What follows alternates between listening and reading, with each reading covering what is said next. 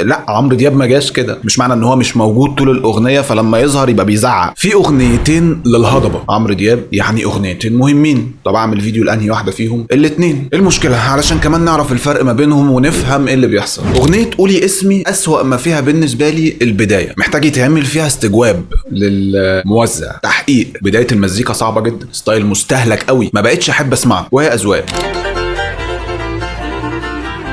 هي توزيع الفنان جلال حمداوي، رغم كده المقسوم مش الكتروني قوي زي ما جلال حمداوي عمل مثلا قبل كده في اغنيه حياتي مش تمام لرامي صبري، اللي هي كانت اغنيه قويه جدا. بس برضو ده لا يمنع انه مقسوم قوي ومختلف وحلو. اللحن هو العنصر الاقوى من وجهه نظري للفنان محمد يحيى. اكتر حاجه عجباني في اللحن السينيو، لانه بيرقص مع المقسوم بس في نفس الوقت في شجن. لحن مرن جدا على حسب ستايلك في الغنى وفي المزيكا. يعني هي في الاغنيه متقاله بمقسوم بشكل يرقص اكتر، ممكن مثلا انا اجرب اغنيها دلوقتي بشكل حزيني اكتر في شجن. بلغي كل الناس قولي اسمي ان انا مجنون بك رسمي، واكمل وتلاقي الجزء الثاني في شجن اكتر، امتداد للشجن. طمع بقى ولا ضيع ثانيه ولا تنشغل انت بحاجه تانية، وهكذا. فلحن جامد. انا بس عندي سلبيه واحده في هذه الاغنيه، انها نزلت بعد اغنيه خلص على قلبي. ايقاعها مقسوم زيها، ستايلها قريب، موضوع الكلام زيها تقريبا،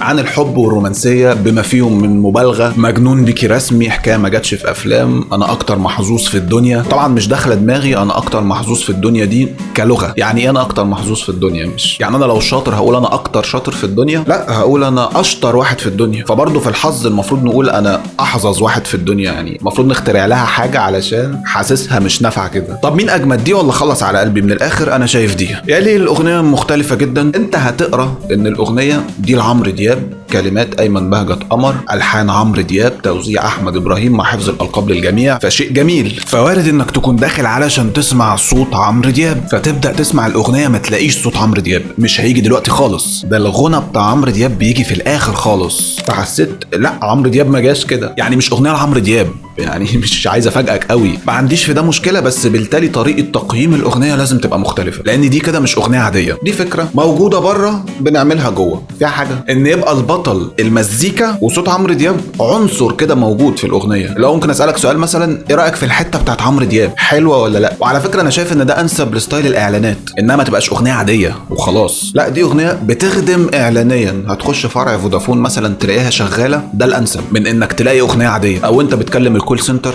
تسمعها وانت منتظر علشان لو في 1000 واحد عنده مشكله وبيتصل في نفس اللحظه. اغنيه بموسيقى الكترونيه، ستايل هاوس، اصوات صناعيه مع افكتات، يعني تشتغل في اماكن ديسكو، كافيه، ايا كان. التوزيع او الاخراج او الرؤيه العامه بالنسبه لي هي اننا هنلعب مزيكا غربي زي ما بيلعبوها بره، وبنفس طريقه التسلسل تقريبا، امتى اهدى امتى اسخن امتى الايقاع يعمل ايه، وهنزود حته شرقي علشان نميز منتجنا المصري، زي ان الايقاع في النص كده تلاقي ستايله قلب شرقي شويه،